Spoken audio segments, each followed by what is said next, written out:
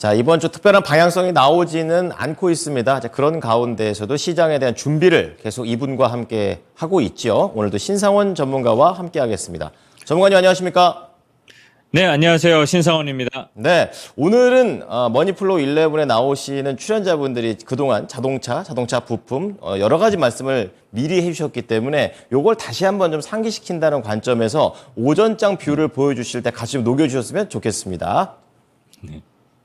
네, 알겠습니다. 네, 대부분 지금 보면 앞에 형일 전문가님도 자동차를 되게 개인적으로도 좋아하시는 것 같아요. 제가 보니까. 저는 그렇게 자동차를 좋아한다기보다 그냥 흐름이 자동차를 좀, 아직은 뭐 폭발을 안 했기 때문에, 그러니까 오늘이 아니라 지난주도 그렇고, 자동차가 있었죠라고 제가 한번 말씀을 드린 적이 있어요. 반도체하고 그 2차 전지가 시장을 그래도 좀 깔고 간다, 이게 버텨주고 간다 이랬는데, 오늘 자동차가 과속하는 것 같습니다. 예, 세게 출발하는데 일단은 미국 시장도 그렇게 뭐 시원찮게 마감이 됐기 때문에 또 우리 시장도 오늘 크게 다들 기대를 안 했을 거예요. 근데 더더욱 시장이 좀 약세가 나오는 것 같다 이렇게 되는데 보면은 월요일날 급반등 한번 나오고 그리고 나서 좀 소강 상태. 그러니까 제가 어제도 제 말이 좀 이게 안 좋은 쪽으로 말이 씨가 되는 기분이 나오면 괜히 죄송한 생각이 드는데 정말로 횡보를 하게 돼버렸어요. 근데 이 횡보하는 게 탄탄하게 지지라인을 잡아가는 그 과정으로 만들어진다 이렇게 생각하는 게 좀 나을 것 같다. 긍정적으로 생각하자 이 말씀을 드렸는데 오늘도 지금 시장 흐름은 그렇게 가지만 그래도 조금씩 좀 이 투심이 다시 살아 올라오면서 좀 끌어올리는 힘도 좀 보여지고는 있습니다. 아직까지 오전에 좀 완벽하게 뭐 오늘은 무조건 하락이다 상승이다라기보다 조금 눈치를 좀 경계심을 갖고 보는 것 같다. 투심이 이렇게 나오는 것 같고요. 뭐니 해도 일단은 미국의 그 어제도 제가 잠깐 말씀드렸는데 FOMC 의사로 공개하는 거 신경 안 써도 된다 그랬죠. 네, 파월 의장은 그대로 그냥 파월은 파월답게 매파적인 연준 그 재확인 그렇게 또 나오면서 약세 마감이 됐고 연준도 이 속도 조절에 대한 고민은 했다 이런 게 이제 보여지는 것 같아요.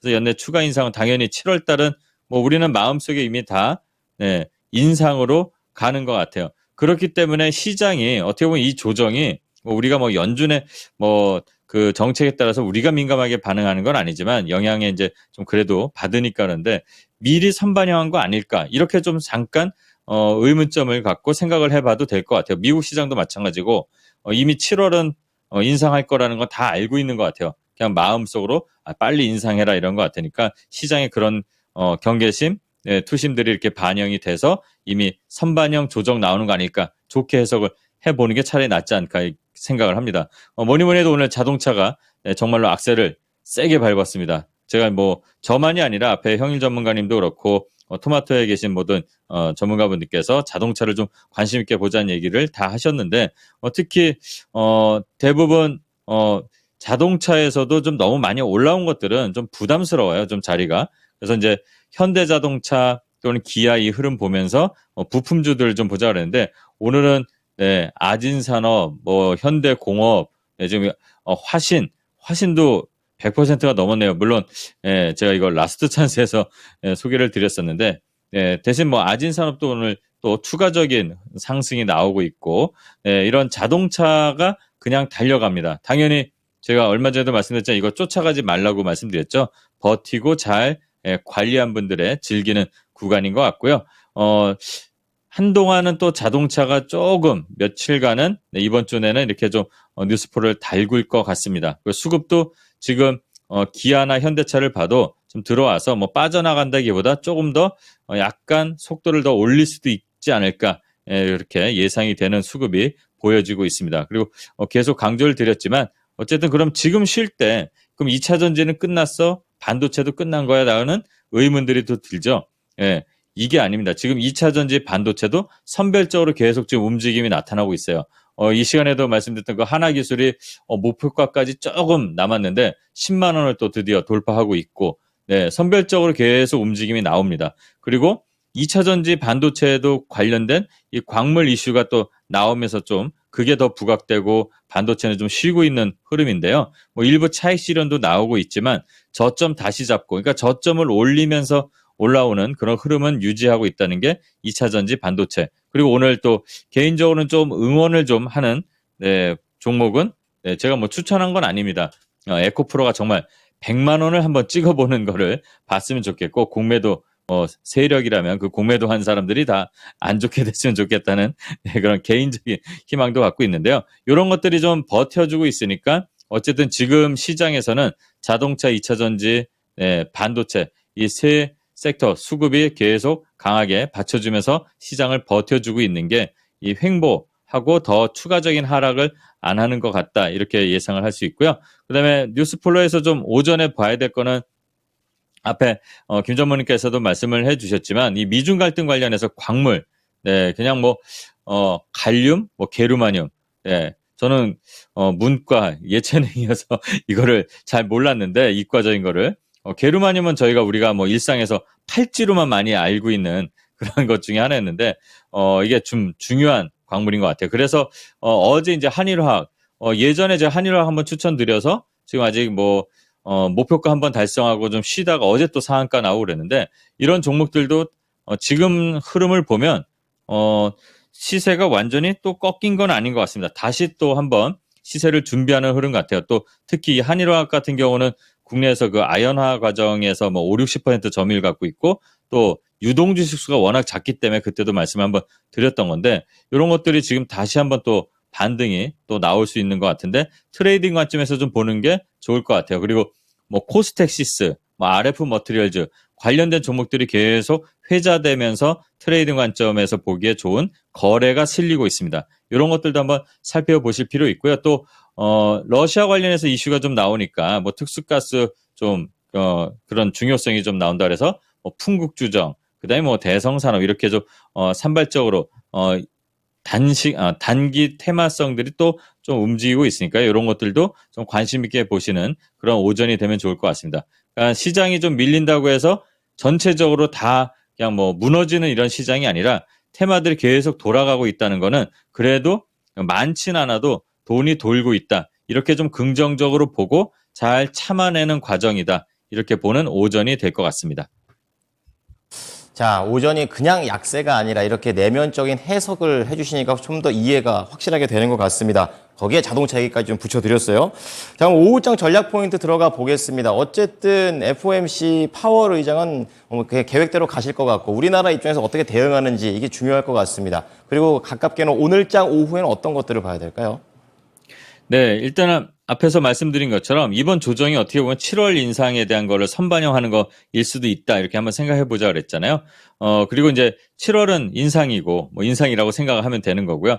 그런데 지금 잘 보면 이 하락이 나오고 좀 끌어올리고 또 상승을 하더라도 좀 어디서 멈추고 그러니까 이 변동성도 어떻게 보면 제한적으로 이렇게 횡보하고 있는 게 맞아요. 그러니까 지금 그럼 봐야 되는 거는 계속 강조드리지만 실적이 저점을 통과하는 애들 실적이 예상보다 조금씩 상회하면서 나온 애들 뭐 계속 지금 뭐 저도 앵무새처럼 뭐 얘기를 하는 게 되는데 삼성전자 계속 컨센서스 뭐 왔다 갔다 하잖아요.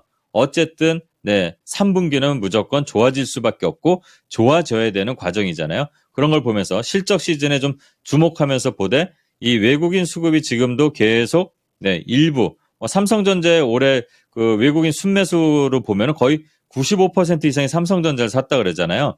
예, 그렇다면 이 외국인 수급이 조금 확장되고 다시 들어오는 과정을 좀 기다리는 것도 오히려 다음 도약을 위해서는 더 좋은 준비 기간 아닐까 이렇게 긍정적으로 항상 저는 긍정적으로 말씀을 드리니까요. 그렇게 생각하면 될 것 같습니다. 그리고 지금 말씀드린 것처럼 외국인 순매수의 95% 이상이 삼성전자라면 한 12조 원 되는데 네, 그래서 오늘 반도체가 주춤해도 반도체는 지지라인 꼭 체크해 보시기 바랍니다. 지금 이 지수처럼 삼성전자의 흐름을 보더라도요. 예, 잠시 삼성전자 제가 차트를 한번 흐름을 말씀드리면 중기 장기 평선 이렇게 골든크로스 나오고 정배열로 가고 있죠.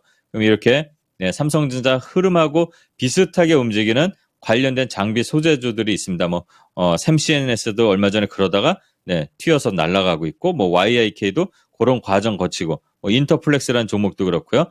그렇게 같이 움직이는 반도체 섹터들 지금은 오히려 시장이 밀릴 때 잘 살펴볼 필요가 있다. 이 말씀을 꼭 드립니다. 그리고 GM이 이제 전기차 판매에서도 GM도 2배 이상의 급증을 했다. 그리고 뭐 포드도 마찬가지고 미국 시장의 자동차 관련 종목들, 자동차 회사들의 판매량이 많이 늘어난다고 하죠. 네. 그러면 앞으로 이걸 봤을 때 그럼 과연 테슬라 관련돼서 테슬라는 더 좋아질까 아니면은 횡보를 할까? 요것도 한번 좀 생각해보는 오후가 됐으면 좋겠어요. 오늘 시장이 좀 안 좋을 때. 왜냐면 테슬라는 모델이 두 개밖에 없죠. SUV하고 승용차, 이 세단이잖아요. 물론 트럭을 만든다고 하는데 자동차는 물론 테슬라가 애플처럼 가려고 하는 그런 전략도 좀 있어요.